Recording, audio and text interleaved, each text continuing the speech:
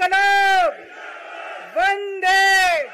পদত্যাগের কথা আগেই ঘোষণা দিয়েছিলেন দিল্লির মুখ্যমন্ত্রী অরবিন্দ কেজরিওয়াল, আর সেই ঘোষণা অনুযায়ী স্থানীয় সময় মঙ্গলবার পদত্যাগ করেছেন তিনি। এরই মধ্যে ঘোষণা করা হয়েছে নতুন মুখ্যমন্ত্রীর নাম। দিল্লির মুখ্যমন্ত্রীর পদে বসতে চলেছেন অতিশী মার্লেনা। পশ্চিমবঙ্গে মমতা বন্দ্যোপাধ্যায়ের পর অতিশী হতে চলেছেন ভারতের দ্বিতীয় নারী মুখ্যমন্ত্রী। পরিষদীয় দলের বৈঠকে অতিশীর নাম প্রস্তাব করেন দিলীপ পাণ্ডে। প্রত্যেককেই তা সমর্থন করেন।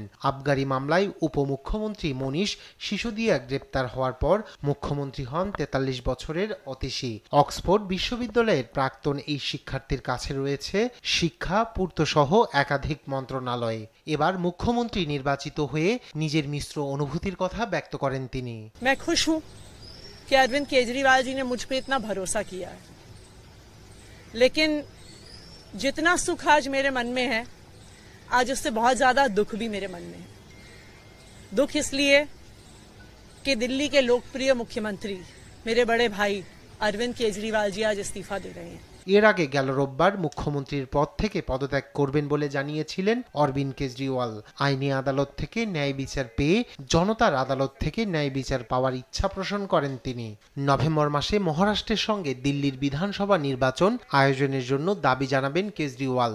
এই দাবি গৃহীত হোক বা না হোক, অন্তত ফেব্রুয়ারি ২০২৫ পর্যন্ত মুখ্যমন্ত্রীর দায়িত্ব পালন করবেন অতিশী, কারণ তখনই শেষ হবে দিল্লির বিধানসভার বর্তমান মেয়াদ।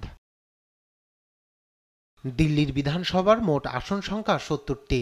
সাম্প্রতিক নির্বাচনে আম আদমি পার্টি ২/৩ আসনে জিতেছিল, তবে লোকসভার ৬০টি আসনেই জয় পায় বিজেপি। কংগ্রেসের সঙ্গে আসন সমঝোতা করেও বিশেষ সুবিধা করতে পারেনি দলটি। এবার বিধানসভা নির্বাচনে কি ফলাফল আসবে তা নিয়ে ইতিমধ্যেই রাজনৈতিক মহলে শুরু হয়েছে নানা জল্পনা। এদিকে কেজরিওয়ালের অনুপস্থিতিতে দলের প্রচারের মূল নেতৃত্বে আসেন তাঁর স্ত্রী সুনিতা। বিধানসভা নির্বাচনে তিনি প্রার্থী হতে পারেন কিনা তা নিয়েও চলছে নানা আলোচনা। দিল্লির রাজনীতিতে এক গুরুত্বপূর্ণ পরিবর্তনের ইঙ্গিত দিচ্ছে অতিশীর এই নতুন দায়িত্ব গ্রহণ। এবার দেখার বিষয় কিভাবে দলের নেতৃত্ব এবং প্রশাসনিক দায়িত্ব দক্ষতার সঙ্গে পালন করতে পারেন অতিশী মার্লেনা। রায়হান কবির শুভ্র, নিউজ ডেস্ক, দেশ টিভি।